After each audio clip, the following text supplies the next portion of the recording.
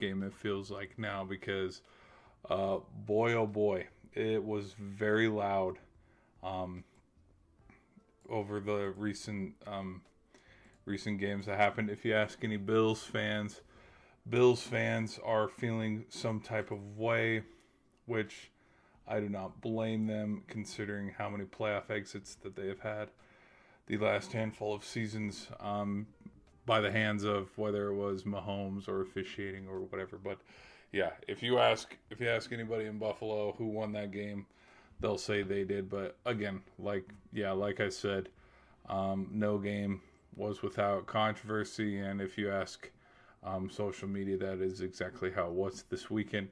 And so I was going to go over some of the games and just give my personal thoughts and reactions. So if you guys have any hot takes that you want me to cover, or any hot takes that you might cover yourself, be sure to let me know in the comments section. Be sure to drop it in the chat, and we can try to answer it, because hot takes are good. Hot takes are what make sports fun. Because I guarantee you right now, a hot take that I've had, at least since the Rams beat. Let me look here. Let's pull it up. What game? We're about halfway through the season. What the hell? Source: Dolphins hire Packers Halfley as new head coach. What the hell? Who is that guy? Dude, I'm a Packers fan and I don't even know who that guy is. They're not going to go with Sean McDermott? They're not. Okay. That's the other thing, too, is there's a lot of teams that have hired new coaches just with how the playoffs is.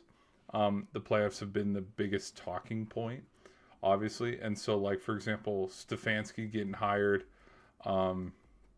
Stefanski got hired by the Falcons, and then Harbaugh got hired by the Giants, which I knew Harbaugh got hired by the Giants because I made a short on it. But like, there were so many big hirings that happened, because those are big deals. Those are, those create a lot of attention in the sports space. But like, because considering everything else that was going on, it's like, you're like, huh, what?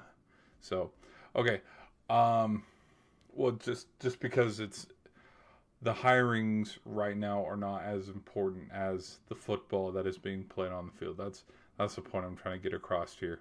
As if or you look at Kyle Whittingham getting hired for Michigan, you look at Campbell getting hired for Penn State.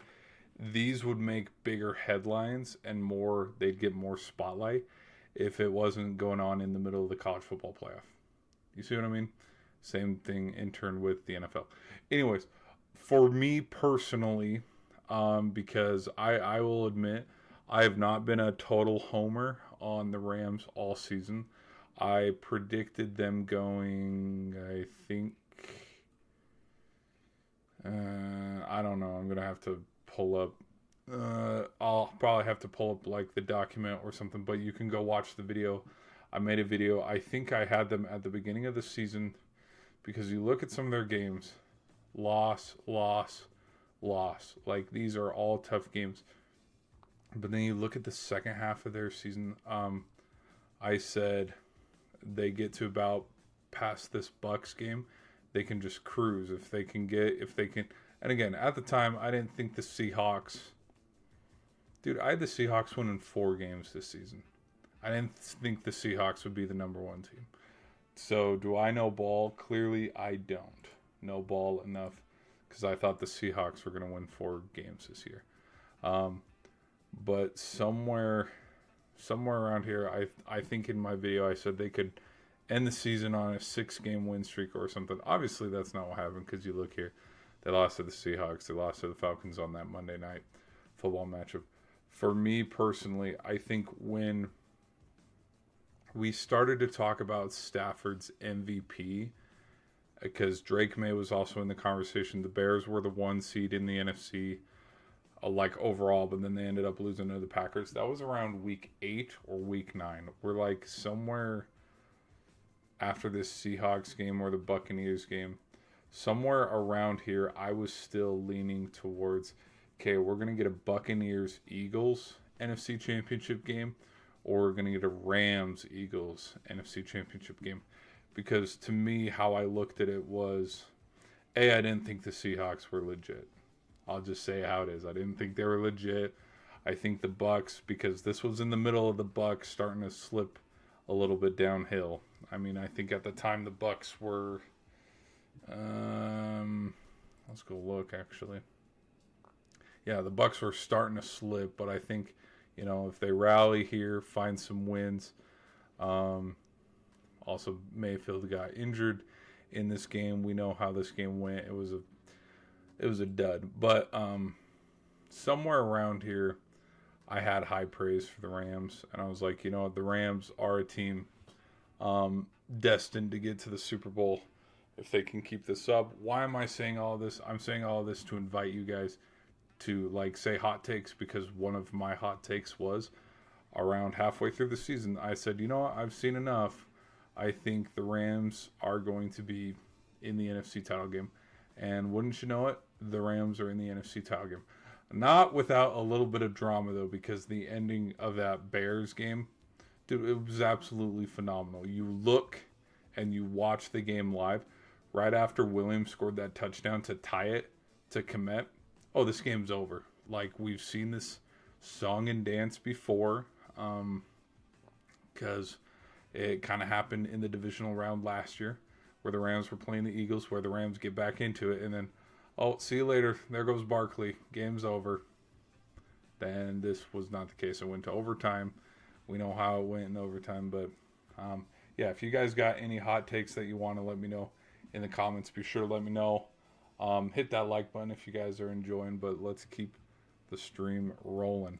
So my reaction to the playoffs as a whole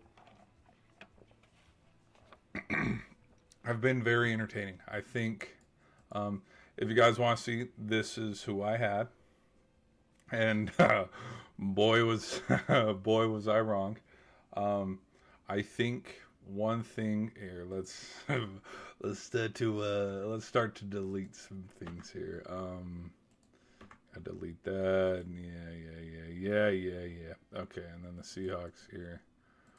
Let's move the Seahawks on to the next round, and then the Broncos on to the next round. Alrighty then. Alrighty. Okay.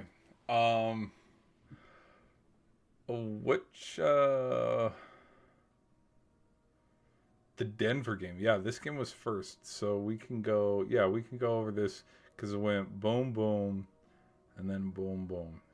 Yeah, I didn't know. A lot of people have known this. Apparently, 1 seeds play on Saturday. I had no clue about that. I don't know how long that's been a thing, but apparently it's been a thing for a while. I did not know that. All right, let's keep it going, guys. All right, but here's my reaction to the Bills versus Broncos game. There is a lot of talk around it, and one of them is, did Cooks catch the football? You know what? In real time, bang bang play, no, I actually didn't think he got the football. But my stance on it is not from hey, no, he was down. Oh, ref, you're screwing us over. Because that's what a lot of people, when people, because Bills fans and kind of the whole NFL as a whole, when right after they lost to the Chiefs, what was something that people talked about right after? Well, did Allen get that first down? Yeah, Allen did. Did they give him the first down? No, they didn't. Did the Chiefs score a touchdown off of stopping them? No, actually they didn't, because the Chiefs punted the ball right back to the Bills.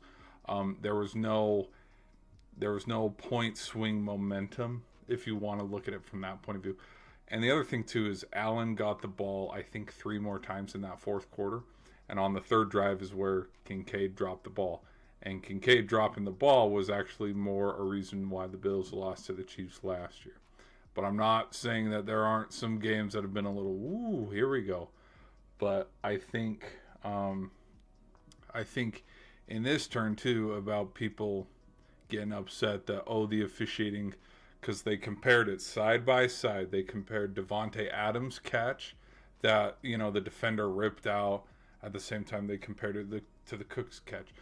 Truth is the play is the same. Both of them are the exact same, because both of them are bang bang plays. I think though, if there's something to get upset or angry about, what should be more upset and angry about is the 30 yards that the Broncos were spotted on that final drive. That's what I'd be a little bit more about, is not the fact that Allen threw the deep ball and it was intercepted. Okay, because whether it was a catch or not by Cooks, you know what? Maybe it was a catch. Because, yeah, you can see in the... Here, let me pull it up here.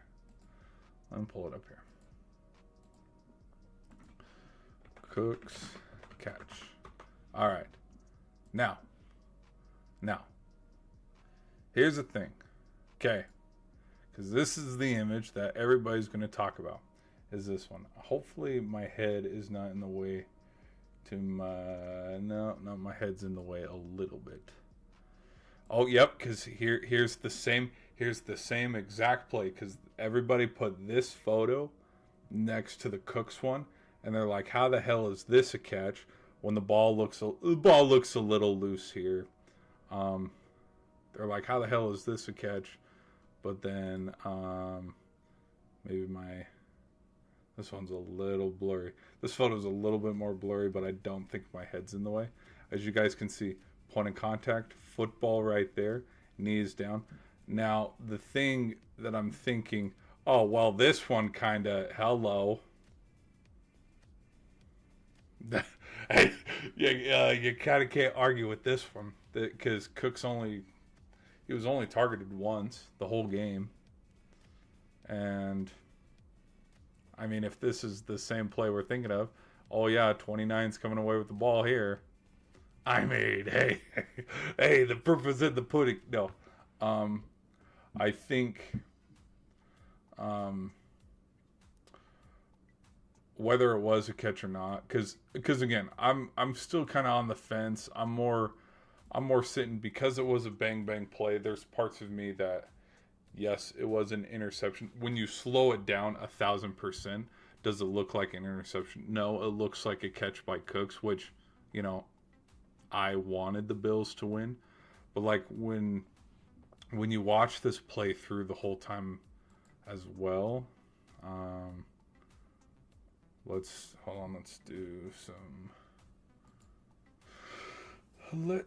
go here to, let's look at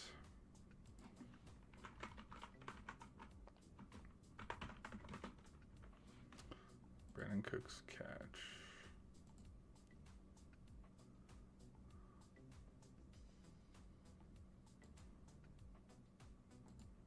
Pause.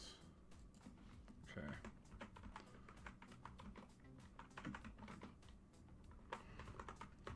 Okay. Now, where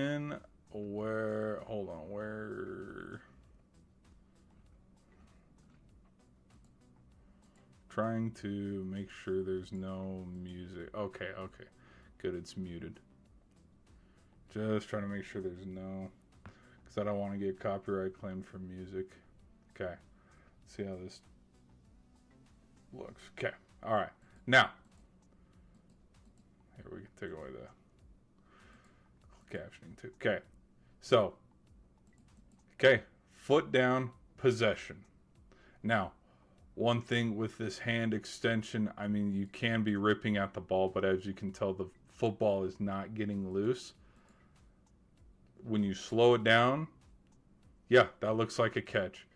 But upon going to the ground, because don't you have to, if there is if a player catches the ball but then he falls down, don't you have to be touched down by contact or something like that?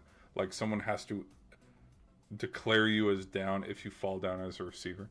And so I think in the rule book, probably section, whatever of whatever, there's probably a rule on while making a football move of declaring a player down if you strip the ball out. I don't know. But yeah, when you slow it down, super slow-mo, it does look like he has possession. We have a shin and his knee down, and he's down right there. 1,000% he's down. Now, as we can see as we are rolling over each other, he rips the ball out. When at the same time he's declaring Cooks down during the tackle. But then he comes out of it. He comes out of the pile with the football. Now, one play that I want to show here, which in fact, let's pull up the highlights. Because, again, we are going off of, it is slowed down. I'm pausing it. We are going off of skip, because it was right here. Oh my gosh. Gotta get that ad revenue, baby. Okay. Oh, here we go. Okay. All right. Say less. All right. Now. Oh, shit. Can we... I don't know how good we'll be. I don't know how... Hopefully we don't get hit too much. Okay. So the ball flying through the air. Now, it is 3rd and 10. One thing I will say about this whole play call is why when we have... Okay, we're not going to see it now because obviously we don't see any crossing routes over the middle. We don't see it until the ball is gone. Look who can have a comeback route here. Or that's Knox. Either that's Knox or Kincaid. Look who has a slip route around here in the 40 that can be made. Like, it is 3rd and 10, and it is also overtime. Like, there's a chance, like, with just play calling, where it's 2 plays to get a first down.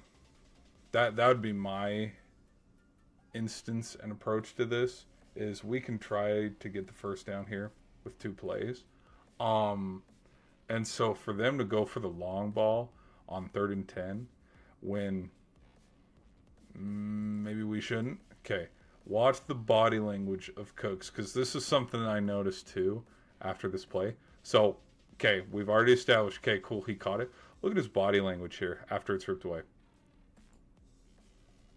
There's kind of that, I don't know, the body language of, oh shit, he picked me off. Does that make sense? And again, I'm not like being a homer here for the Broncos, like, oh yeah, hell yeah, it's a pick, what the hell are you talking about? Like, I rooted for the Bills in this game. Like, I wanted a Bills-Rams Super Bowl. But there's parts of me that, like, landing on the ball, having it ripped away, just the body language that Cooks has kind of shows the, okay, you beat me on that rip. You know what I mean? And I'm not saying that that's why he declared that, because call on the field is an interception. Do I agree with Coach McDermott that they should have, like, looked at it? Yeah, they probably should have, because this is a huge-ass game and a huge-ass play. What I'm more going, okay, is, okay, and again, I'm going to talk about it. So, those who are huge ref fans, turn away, avert your eyes. Okay, this drive, they got a couple first downs. I will give them that. Sean Payton's play calling, okay. So it is 2nd and 10 right here. When the Broncos line up to have Bo Nix roll out to the left to spot the ball, which was eventually the play where he rolled his ankle and broke it, which we'll probably talk about that a little later in the stream too. You know how many yards were spotted? Like 30 or 40. Because there's this play that turns into a pass interference. There were 2 back-to-back pass interference call. So rather than being pissed on whether or not Cooks allowed an interception or not, something that can't be, like, ignored is from where we are, we're hovering around the 50-yard line. The refs spotted them 30 plus yards in back-to-back plays. So this is where we have our original play. And then by the time we run another legit play, let's go look at where the ball is. Hold on. No, not here. Not here. Not here. Look at where the ball is. So in 2 plays, they went from like the 47, 46 to the 8-yard line. I'd be more pissed about that than Josh Allen forcing it down the field when he didn't need to on 3rd and 10. That's what I'd be a little bit more pissed about if I were a Bills fan, but I'm not. I'm a Packers fan, so I've already seen this kind of horse shit before. Okay, now, is this a pass interference? Hell yeah. You can see Johnson's grabbing at his wrist right here. Okay, I'm not going to fight and say that this is not a pass interference because Johnson did have his wrist. Okay, all right, you spot him that. And if not that, you have Bosa taking a cheap shot on Nix. Okay, watch it play out. Boom. If it was Mahomes, if it was Lamar, actually no. I think if it was Lamar, nobody would give a shit. If it was Burrow, nobody would give a shit. But if it was Allen or Justin Herbert or Drake May, yeah, your ass is getting flagged every time. Okay. Now the play that I'm circling if I'm a Bills fan and pissed at the officiating is this play right here. Okay. Look, what kind of release is that? That is a lobbed grapefruit. We have seen Bo Nix throw so much better, but he's just lobbing a grapefruit up there. Look at that hang time. That's a punt. That is a punt. Okay? Baiting, whether it was White, whether it was Johnson, whoever was the corner that fell over the safety. Notice how he didn't throw the flag and he was watching it. Hold on, let's rewind it here. So he just grapefruits this up in the air, floating. They don't throw the flag. It's this back judge over here. Hold on, you can't even. Wee. Hey, where's the back judge? Anybody? Oh, there they are. They're hiding over here in the corner. Okay? So not this one that's right there looking at the play. This other back one that's on the goal line. That is this would be the play that I'm going, okay. If I was so, well, and then Mims is getting up celebrating like, yeah, here we go, we sealed the game. But like, you can look, oh, does it show? Hold on, let's see if it shows. First down. Oh, it doesn't show. But on other replays here, watch Mims, okay? Watch Mims jump back into White here. Okay, so we've seen Bo Nix put it more on a dime. Okay, again, lofted over the middle. Look at Mims. Sorry, I keep pausing. Watch Mims jump back into White. I'm going to play it through one more time and just watch. He floats it up and just watch Mims' body language. He stopped and jumped and leapt back into White. It doesn't show it on the replay, but that'd be, to me, I think 9 out of 10 times, whoever the quarterback is, whoever the team is, when you are purposely underthrowing a pass for the receiver to come back and initiate contact like like flopping or something for a free throw in basketball, that's where I think it's a bait play, and I'd be more concerned about this play overall than the 3 or 4 other plays too, because, okay, all right, we get our roughing the passer here if it wasn't a PI, but we do get our PI here. Like, again, we were sitting around here at the 41 or 42 on the other side. The refs got him down to here, spot foul because of Johnson, and then 2 back-to-back pass interference calls. That's what I'd be a little bit more pissed about than, oh my gosh, it was a catch. The refs are robbing us blind. I'd be more pissed at the fact that the league. Well, see, look, whoop. We've seen Knicks throw more of a dart than that. Which, in fact, we might hold on. Let's go find. Where's the pass that he hit?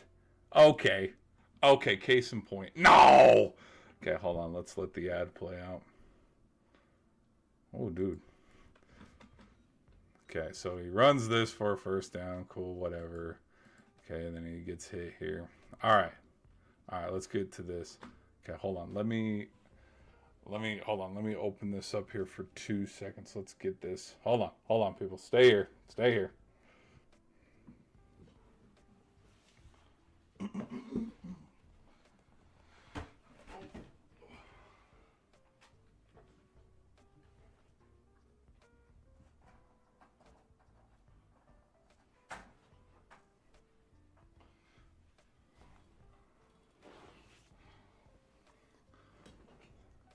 Sometimes the shade, like when the sun's setting, as you guys can see, there's a huge, like it's yeah. Anyways, okay, again, we're talking grapefruits when you're just throwing it up there, waiting for something to happen, versus putting it on the line. Case in point, let's go look at this touchdown that put the Broncos up 30-27. Again, it's just a theory, okay? It's just a theory. Look at this. So we got our, okay. Same kind of look, same kind of pressure. It looked like there was a little bit more zip behind that throw. And it looked like this ball just carried a little bit more.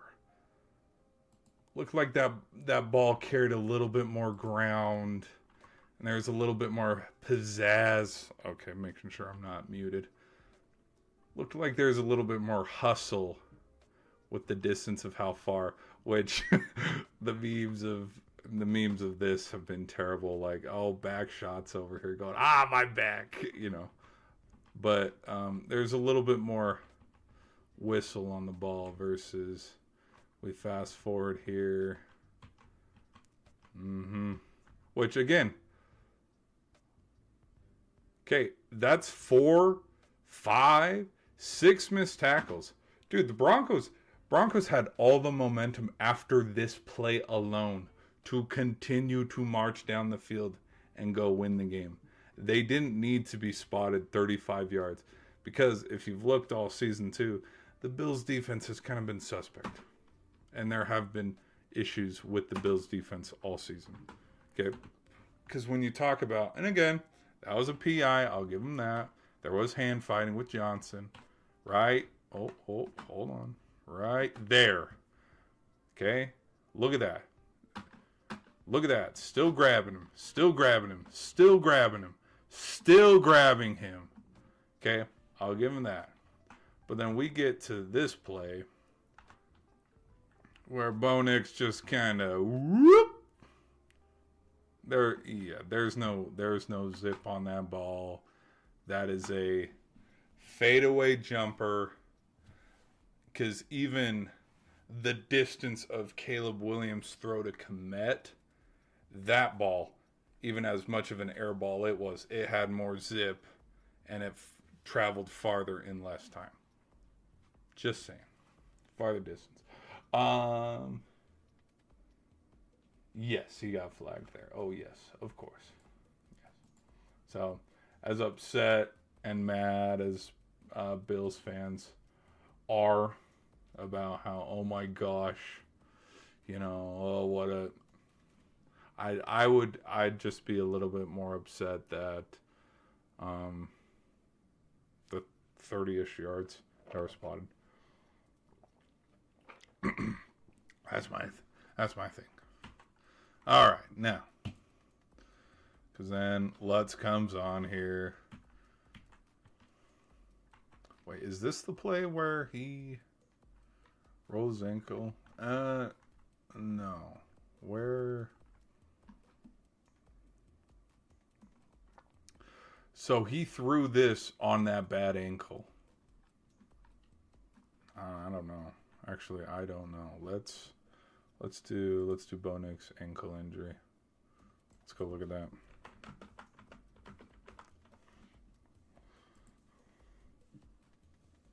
I don't know what play.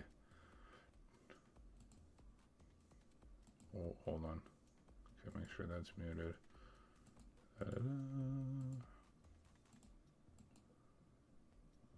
No. Because there's not like a.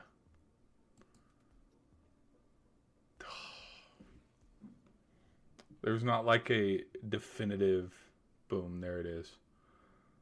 Kind of like how the Mahomes injury, or a couple years back when Nick Chubb got injured, which dude that was brutal. Okay, we're coming back to this injury.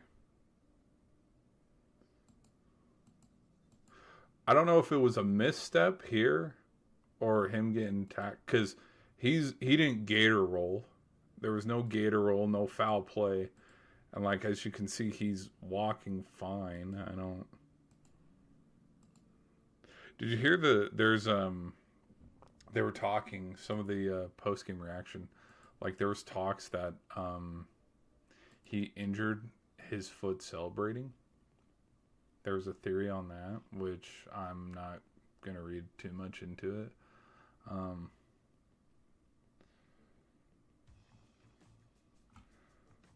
Cause what happened? Well, because it's the same theory that's going on with ASU and why Sam Levitt left. Which, hell, even fun fact, even Sam Levitt, I think he transferred to LSU, and I haven't even made a video on that. Like, that's how much sports news has happened this weekend.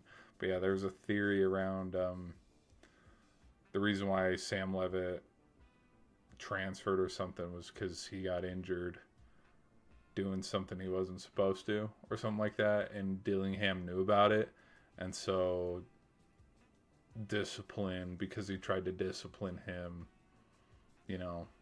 I don't know. It was a theory. It was a theory I saw out there, but I'm not reading into it too much. One thing that can't be ignored too, and I think Josh Allen, he did talk about it in his post-game reaction. 5 turnovers. You are not going to win a game with 5 turnovers. And the funny thing too, and it's honestly, it's like kind of what not, it's like sad, pathetic, is like we saw with the Patriots and the Texans game. Like both teams damn near had 5 turnovers in the first half, and it's like that game still was close. And it's like it's just kind of that thing about football where it's like, damn, both these teams had that many turnovers, and both teams still had a shot. But what ended up ending your season was the final turnover. Okay, what else? Nothing too crazy to talk about. Like I think the other thing too that can't be ignored, because a lot of people are talking about Josh Allen's legacy. Here's the thing. This game was over. When you looked at the score of it being 23-10, but then look how many straight drives here. 3 straight drives of scoring points to get them back in the game.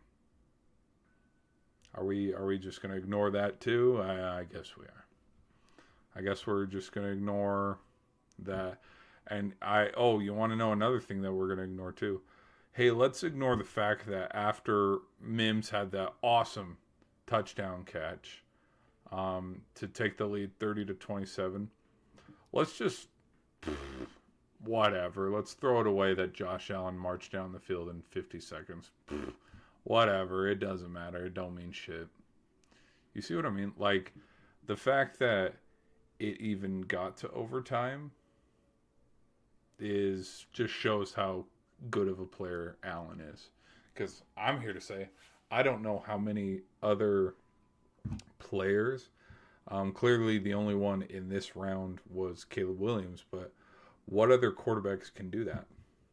What other quarterbacks, after fighting to get back into the game, taking the lead with 4 minutes left to go, watch your team, your defense blow this, and then, oh my gosh, you got to come up with something. You got a minute left. I mean, Rodgers did it a couple weeks ago when they beat the Ravens. And then we saw what happened. The defense let Baltimore just march right down the field before the missed field goal. But what of all 32 NFL teams, which quarterbacks, after giving their team the lead, watch their defense blow that lead and then go march right back down the field and tie it or win it? I can't say that Herbert can do that. I can't say that Tua. Can't say that Jared Goff. Can't say, there are so many quarterbacks who, if they were in that same position as Josh Allen, I don't know if they do what they did. I really don't. So the fact that it even got to overtime, crazy. Now, actually, let me keep this 1,000% transparent as well, too. The no call holding Bills. No call holding Bills. Okay. There it is. Okay. This play. Oh yeah. Everybody's going to talk about this one. Because here's another thing that a lot of people have talked about. Is they're like, overtime shouldn't have even happened, or overtime should have ended at the very beginning because of this play right here. I don't know if it's the guard or if it's Brown right here, the tackle. Somebody holds, I think it's Brown. Somebody catches him up by the neck. And by rule, if there is a holding call within the end zone, or I think on the goal line, it is a automatic safety because it's a holding call, and game should have been over. Now, with how crazy, look at this. This is actually kind of funny. Well, and then, the most infamous stat too. Holding. This wasn't called a holding. Or where is it? Come on. Okay, yes, there it is. Zero amount of Chiefs holding calls in the last 3 Super Bowls. You know what? Hey, it's a beautiful business, baby. This is a beautiful business. But the thing though about holding is, if you look what is this right here? You don't think the defender having his hands around the neck of the offensive guy and them doing the same, you don't think this is holding? If you want to get ticky-tacky and do ticky-tacky bullshit, every play is a holding play. Here it is. There it is. Yeah, okay, it's Brown. Okay, look at this. So we have this. Okay, by rule, is it a holding? Yeah, it is. Yeah, by rule, if we're looking by rule, the game should have been over right here and now. But I think to me, there's a part where you got to let the players play. And I don't think with how big of a game that this was, it's Josh Allen. Josh Allen's on offense. You're not calling that. You know what I mean? Just like how down the right sideline in the Fiesta Bowl with Ole Miss and Miami, people calling for, hand fight, PI. Where's the PI? You're not calling it. You're not calling it on the last freaking play of the game. You're not. Just in the same breath, Allen's on offense. You're not gonna end the game without him being the one that ends the game. You know what I mean?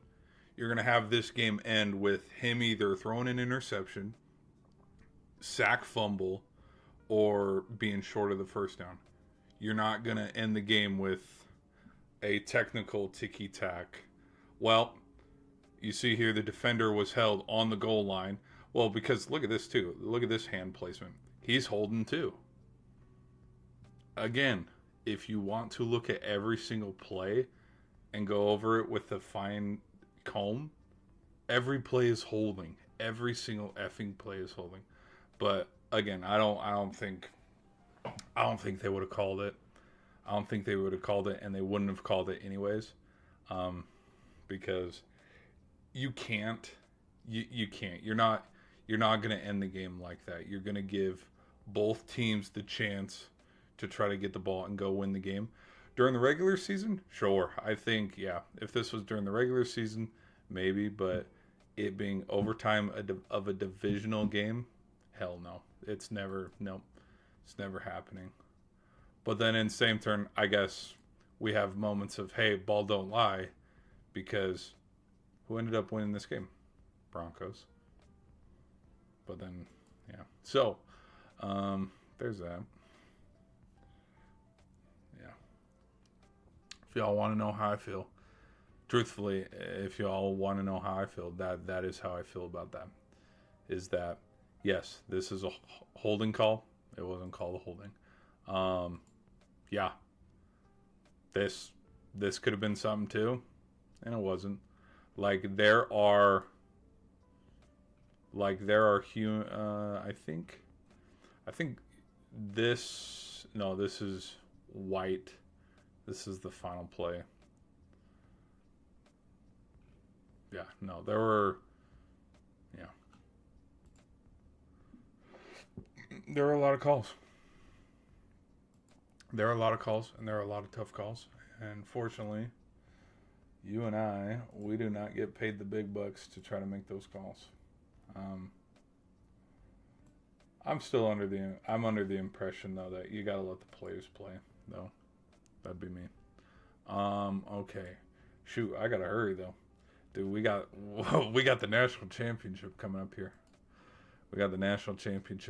So I better hurry up. I didn't mean for this stream to be this long. We were gonna do a stream reacting to the divisional round games, and then we were going to do a reaction for the national championship game. So the fact that we're teetering on, hey, by the way, the national championship starts in 30 minutes. We'll get it quick though. We'll continue. We'll try to wrap up this stream. But I think at the end of the day, my thoughts on the Bills-Broncos game was kind of like how I said earlier in the stream, is with how the Broncos started after the interception, the momentum of Harvey taking that play where he missed 6 tackles. Bo Nix was already having a pretty decent performance and good game that whole time. You got to just let the offense ride that momentum all the way to the end zone instead of spotting 40-plus yards in penalties on back-to-back PI calls. That's neither here nor there.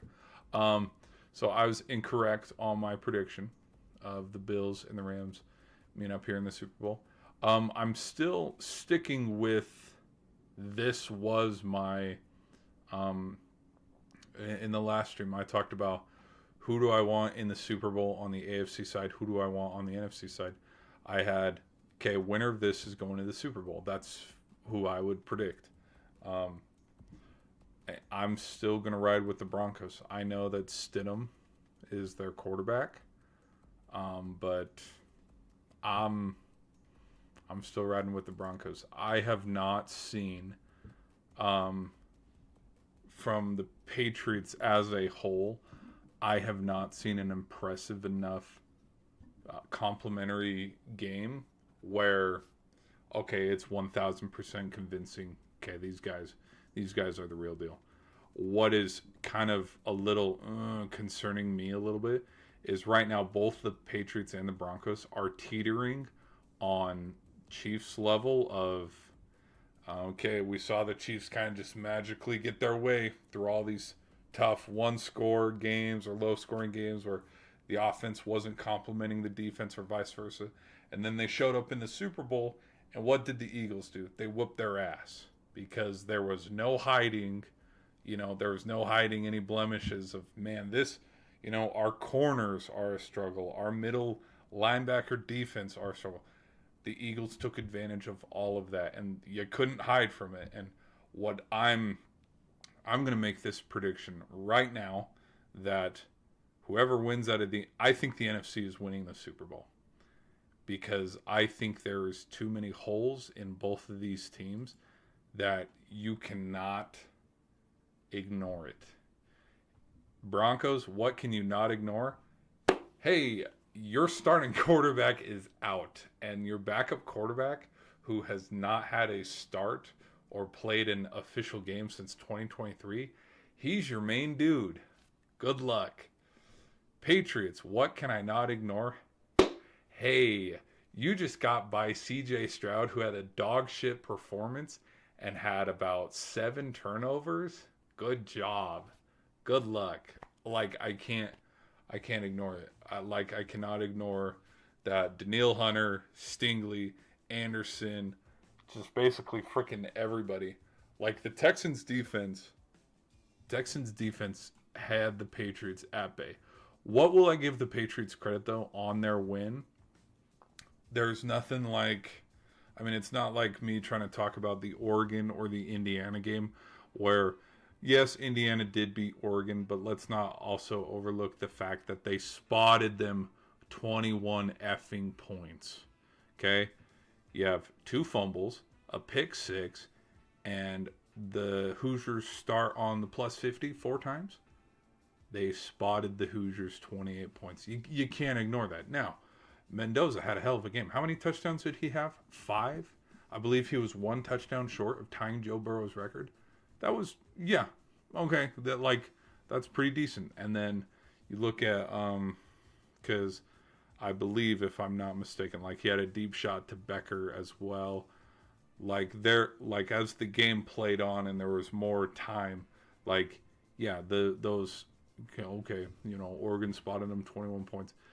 The lead became so much that even if you cut the turnover, points off of turnovers, you cut that out of the ball game, Indiana still blew them out because that's how effective their offense was in the second half and in the fourth quarter. How many points did they score in the fourth quarter? They scored like 3 touchdowns in the fourth quarter alone when the game was already out of reach. So,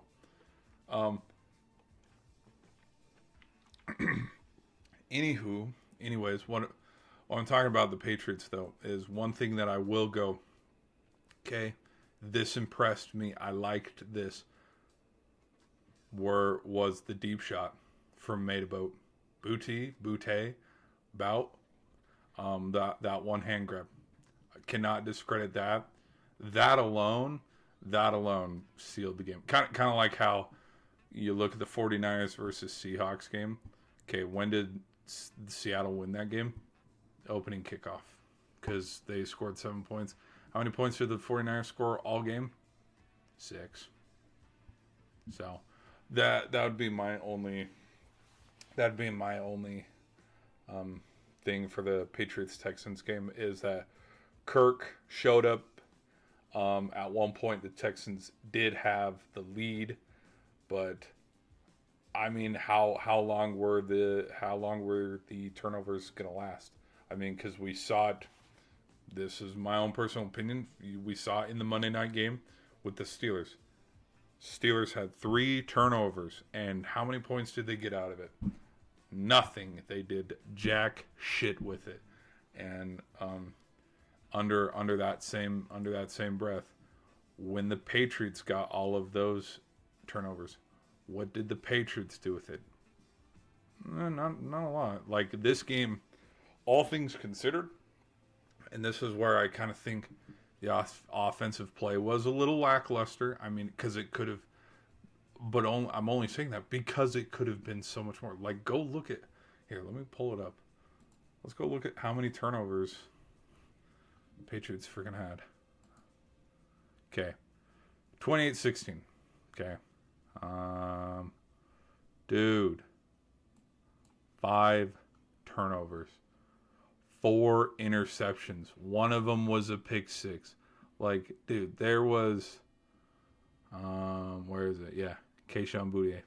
Yeah. The 32-yarder in the fourth quarter. That sealed the game. That was like, okay. Cool. Okay, so Drake May can ball.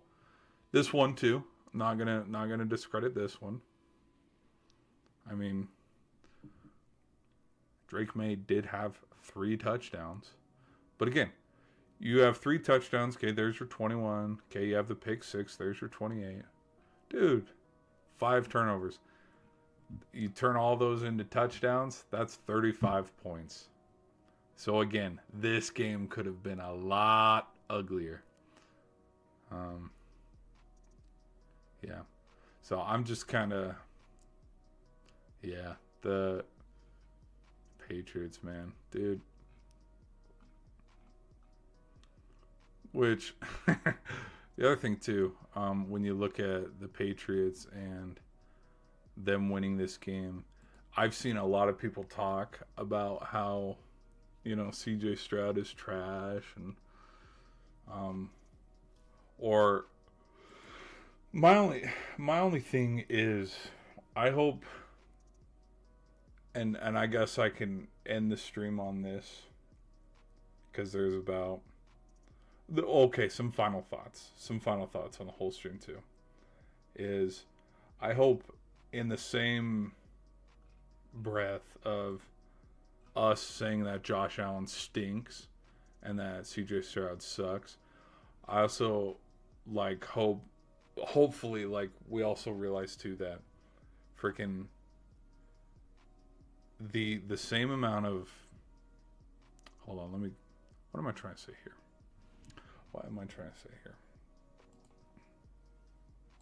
So there's been okay, this is what I'm trying to say.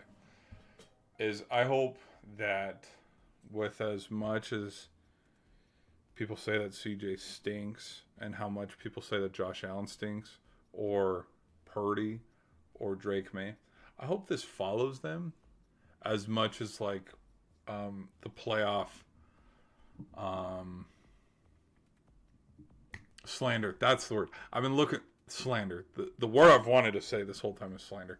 With all the slander that has been thrown around about these quarterbacks, I hope it stays with them their whole career as much as it did with Rodgers, because as a Packer fan, what was one thing that everybody talked about with Rodgers' career?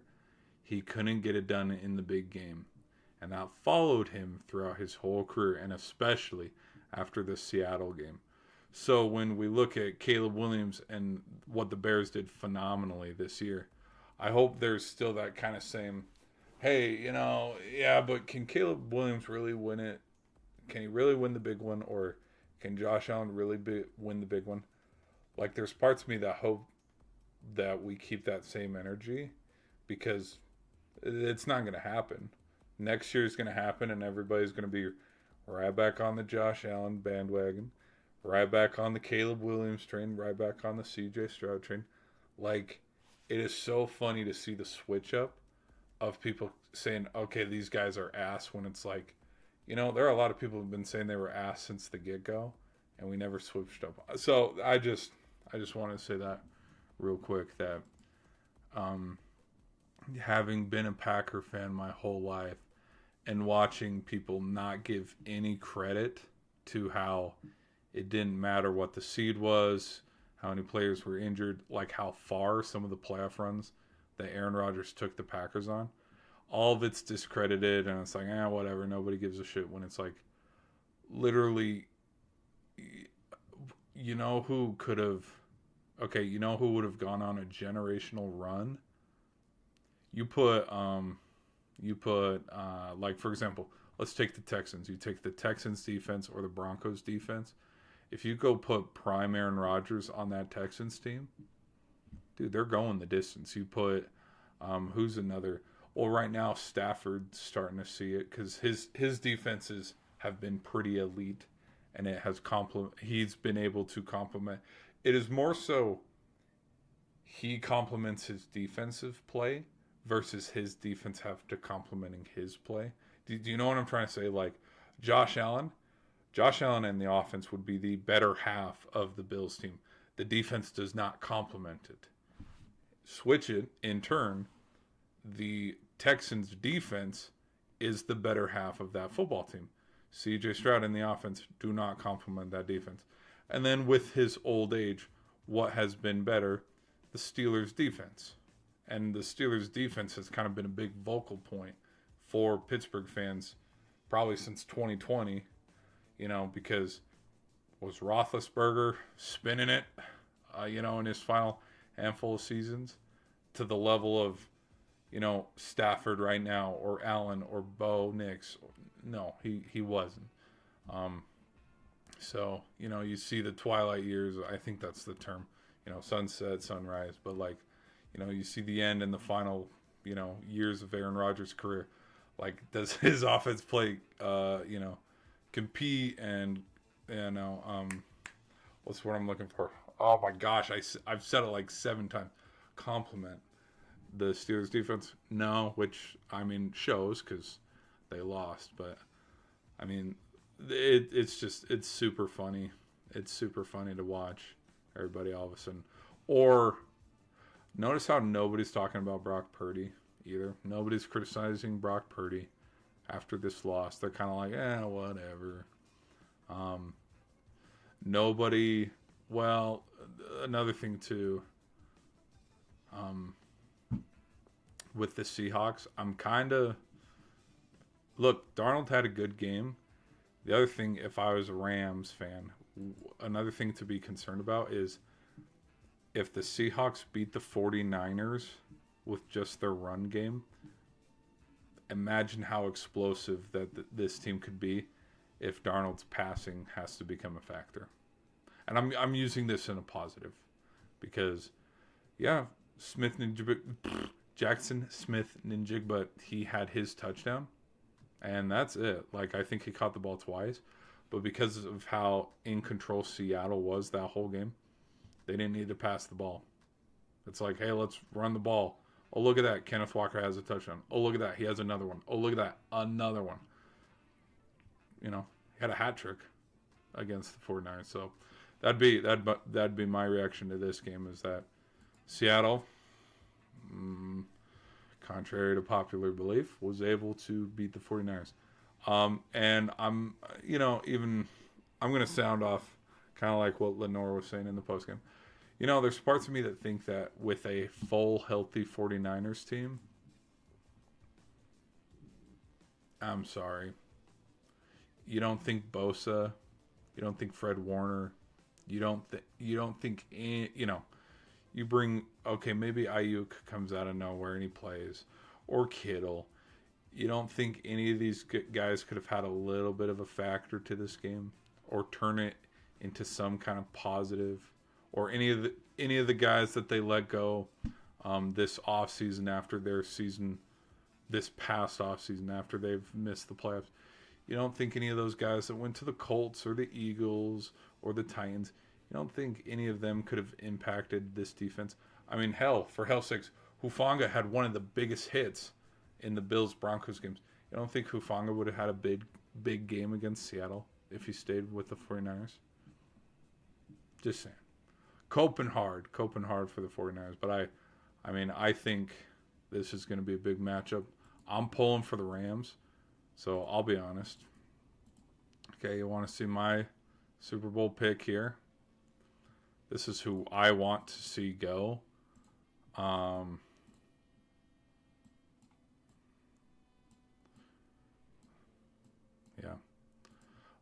But I'll be honest, I don't think, I don't know. I don't know. If the Broncos go, here's how the Broncos go to the Super Bowl. A, Drake May doesn't throw for 3 touchdowns. That's one thing. That's the first thing that needs to happen, because Drake May having 3 touchdowns, he did fine. Would I say that the offense as a whole did fine, capitalizing off of turnovers against the Texans? No. Hell no. Because, again, if you turn all those touchdowns all the turnovers into touchdowns, that's 35 points. And how many points did they have total? 28. So, I'm thinking if the Broncos want to beat the Patriots, Stidham needs to play how he played at Auburn. That's one thing, because he was pretty decent at Auburn. The other thing that needs to happen is somebody, I would look to the Broncos' run game, where um, we are 3 run, 1 pass. Maybe that could be the cadence of how this game goes. Or if we're throwing the ball, we are doing. If I was the Broncos, I would look a lot into how Seattle beat the 49ers, because Tom Brady was talking about it a little bit in the broadcast. Sam Darnold did not beat you deep down the field. He beat you in slip screens and throwing out of the back, like into the flat. Like, okay, look, we got Harvey going this way, or hey, look, we can do like a little slip screen here and there. Because I'm going to be honest, trying to hit a deep ball like a 40-yarder or anything down the field, like what Josh Allen was throwing towards the end of the game, or what Bo Nix threw to Mims to take the lead, 30-27. I don't think you're going to get that out of Stidham. But again, who the hell knows? I could be wrong. The Broncos could go on an Eagles, Nick Foles type run here. Do I think they will? No. Because I think there's the only difference that I would say between the Broncos and the Eagles, one thing that is very similar is they're both, backups. They're both the 1 seed. Okay. Wentz was injured week 11 or week 12. So they had Nick Foles for about 4. You know what? Let's go double take. Nope, let's go fact check this right now. Let's go fact check this right now because I have a point that I need to prove. And it'd be the same reason why I'm not surprised of what the Eagles. Well, I'm not surprised if quarterbacks opt out and hit the transfer portal and then your backup quarterback has to play in the bowl game. This is why I'm not surprised when those teams lose. Okay, here we go. All right. Los Angeles, right here. 43-35 win. Eagles lose Wentz to injury. Beat the Rams 43-35 to win the NFC East. Now, Jared Goff was, wow, look at this. Dude, this is, wow. This is a time vault here, dude. We got Todd Gurley, Cooper Kupp, Jared Goff. Oh my gosh. This is forever ago. Are there any photos? Damn, there's no photos. Okay, so, and then also Wentz was winning the MVP that year too. I'm not gonna shy away from that either. Okay, so Foles played 3 games. Foles had 3 games before you get into the postseason. Okay. Now, if I'm going to be honest, Atlanta they were okay this season. Not the best, not the worst.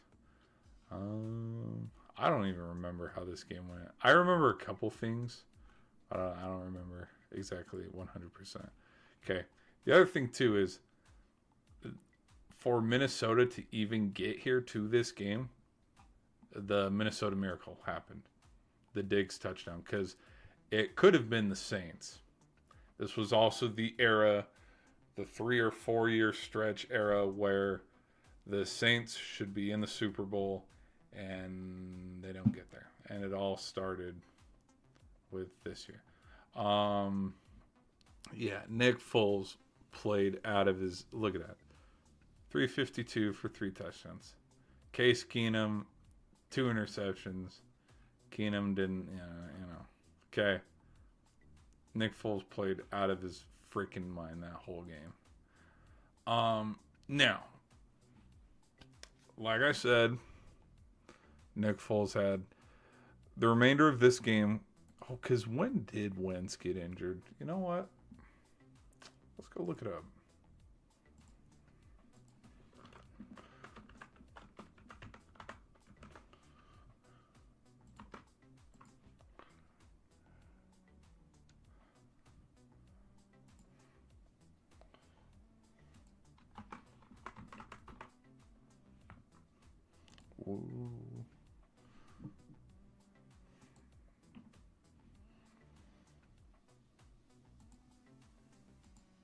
Whoa.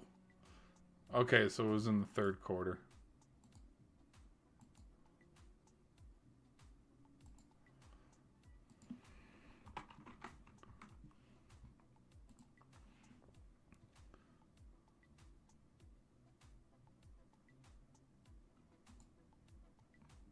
Oh my gosh, dude. It's like it was freaking yesterday, bro. So this happened in the third quarter. Yeah, there it goes. Okay, can I say another thing too? I think these Rams unis are so underappreciated. This, like, okay, you know what doesn't help an ACL tear when you're walking on it either. So the fact that they didn't have a stretcher was kind of, but so Nick Foles played in the remainder of this game. He played in a handful of regular season games to end the season because this was also before the NFL put another week on the regular season. Anyways, all this being said, Foles had playtime under his belt before going into the Super Bowl because he played in a divisional round against the Falcons, who won the South. He, Stidham did not, and that's the point I'm trying to come across here and make. When you look at this bracket, when you look at these teams, is that Stidham is having his first start, which they pulled out the stat that the only other quarterback that has had their first start of the season be AFC a championship game, something like that. Excuse me, Staubach, and so they've made fun comparisons between Staubach and Stidham, but I'm sorry. We see how good that Patriots defense was. We've seen how many takeaways they've gotten from Herbert and Stroud. I don't see Stidham having a Nick Foles type run. I really don't. Especially with your biggest game being the AFC Championship, one win away from the Super Bowl, and that being your first start. If Bo Nix and this same situation happened around week 12, week 13, same situation like the Eagles, if the Broncos kept winning, then yes, we can start to have that conversation. But to turn around, and because I think Bo Nix is getting surgery tomorrow, but for the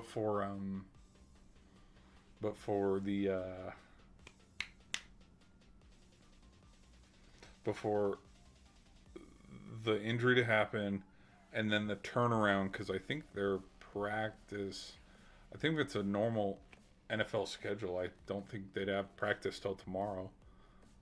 Or maybe they had practice today because they had Sunday as a rest day. But it's like, you can't, a week notice? Like a week, hey, you've been sitting the bench all season, baby. You haven't seen any reps. You haven't seen the field since August. Good luck. No, I don't know. Now, so, all right, if you feel that way, why did you pick the Broncos then? Because both teams, I feel it's the lesser of two evils. No, but it just I had the Bills, and then after the Bills, I had the Broncos. I had the winner of this go into the Super Bowl, and then from there, this is how I had it ranked out. And I thought I'd just stick by my guns here. But I really, there's just parts of me where, like, I can't see the AFC winning the Super Bowl. Yeah, and you know what? If the Broncos do win the Super Bowl, maybe I'll circle back to this and be like, all right, whoops. But I really, yeah, I feel so bad for Broncos fans right now.